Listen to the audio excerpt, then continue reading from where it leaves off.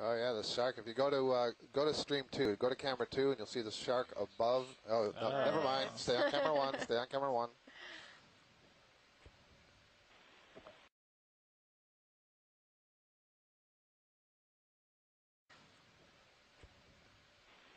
There's no doubt now that is a sand tiger shark,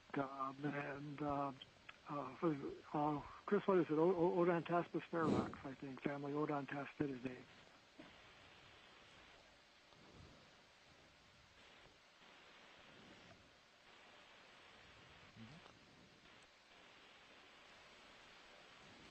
Hey, come on up. Come on out. So if I'm not mistaken, that round white urchin going off screen on the right, that's the one that I think Rich Mui at Cal Academy of Sciences identified as a Cenopadina, but it's just so different than the other members of that it's, he identified it from a specimen. Oh, wow, what do we got here? What is that? Huh. How can this dive keep surprising me? Look at this.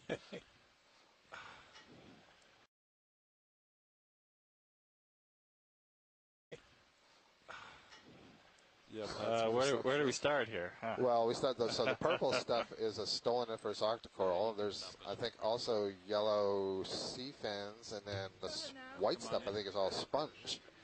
Wait, but can we take a step back and what is happening with the seafloor? Well, I think it's we're in the middle of this an eroded. Yeah, I think so. It's here. It looks like it's a little piece here. That's still we've seen. I mean, it's so odd. There's been no structure to the seafloor around here for a while. Yeah, but we have seen these underhangs that have been eroded. And this looks like it looks something similar, but it's kind of out of place here. So I wonder if all the corals are protecting it from being eroded, and then obviously they don't want to be in a flat part, but this is This is unreal. Well, this is a very different sponge. Get a little bit closer look at that. I think this might be a lithistid sponge. We haven't seen that. Oh, cool. Yeah, so we'll get a zoom in a second. Shirley, I think they're trying to get a nice beauty shot here because it's pretty beautiful. Yeah, oh, it looks like a sponge. Sorry, I just recognized the purple coral. This is one of the most extraordinary things I've ever seen down here in all the dives. This is absolutely extraordinary. You mean since 15 minutes ago when we said that? So I think I told Casey at breakfast this morning when she asked what we're going to see that somebody would say Victorgorgia. I'm saying Victorgorgia. That's what that purple stuff is. So there's all this sort of cauliflower sponge, and on the other side, oh, here's some more. There's an interesting thing that Shirley was just pointing out, a lithistid sponge, a rock sponge, and I think that's what we're seeing on the lower side between all that purple stuff. I know that was not a very good description at all. Sorry. Man. Postcards from the deep.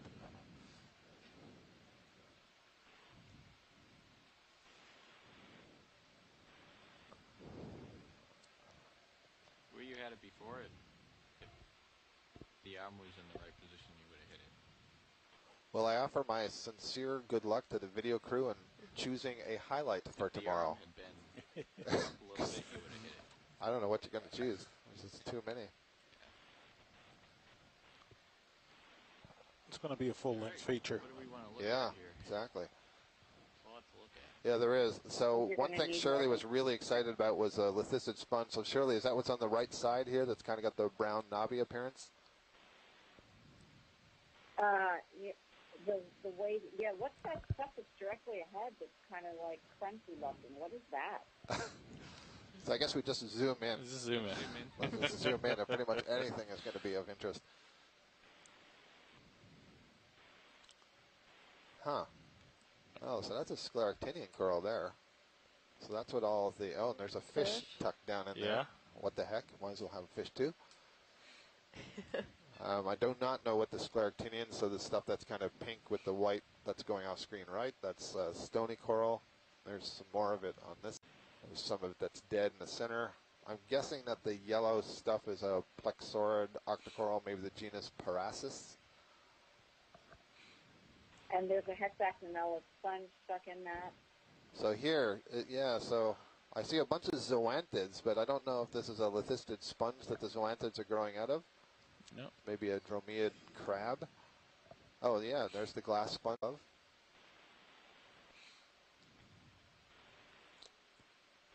So the leucistic sponge is the one that I think is that really, we saw two of them.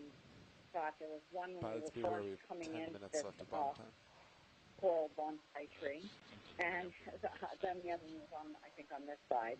But yeah, it's kind of a wavy, frilly, lady thing. Okay, we'll try to make our way around this. I just heard from Nav that we have 10 minutes left in the dive. So just be aware, if we're going to spend 10 minutes looking at this, it'll be the last things we're looking at, which may not be a bad thing. Might not be a bad thing, yeah. I see there's various snails that are moving over some of these corals. Oh, and there's another one of those eels that Bruce was just talking about before. Said they were having trouble getting classified into a family. Watch it, this is Nav. Yeah, so these are all. Go ahead, Nav. Chris, Yeah, I heard you heard what I said. But yes, we have 10 minutes left. Oh, surely I was hoping you wouldn't ask me that. I think these could be. It's one of those two families, a Euretid or a Phareid. If you ask me, I think this is a brittle sponge. But which one it is, I don't know. They're just extraordinary, and this is really shallow for either Euretids or Phareids. Yeah, I know. It's amazing. I'm only working with one screen, so I don't dare to go into the C scribe to start logging any of this stuff. I'll have to do it later.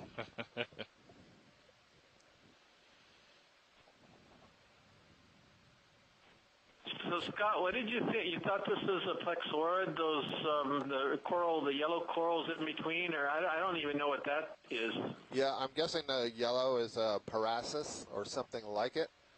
And the purple, we've been defaulting to Victor Gorgia. That wouldn't be a plexaurid. That's another kind of octocoral that's in the group Scleraxonia. So it has a very different skeletal makeup. Instead of having an axial skeleton made of protein, it's consolidated sclerites. Wow. And there you can see some with all the polyps withdrawn on the left, and you can compare that with the polyps extended on the right. That one's there. Yeah, this is what you wanted to see, Shirley? Yeah, that's it. So we want to get a good close-up on the sponge, please.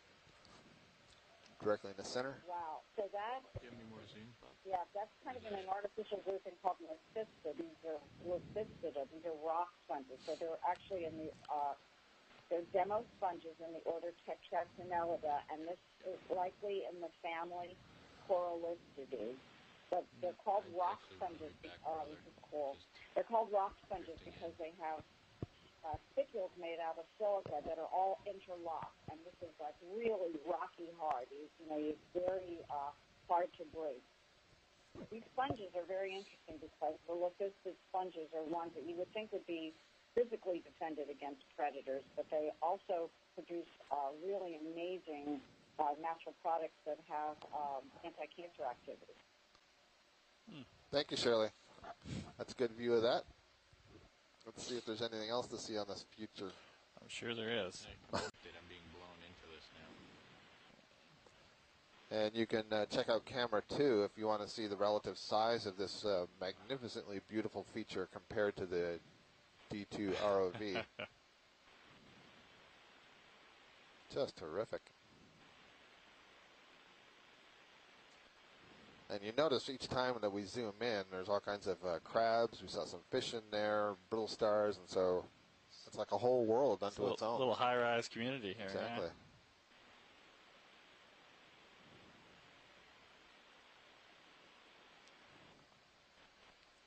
May even be some of the gold coral down there. I'm seeing the bright yellow. It looks like a zoanthid that's hanging off the bottom.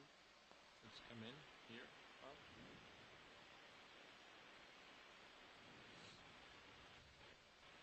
Yes, indeed.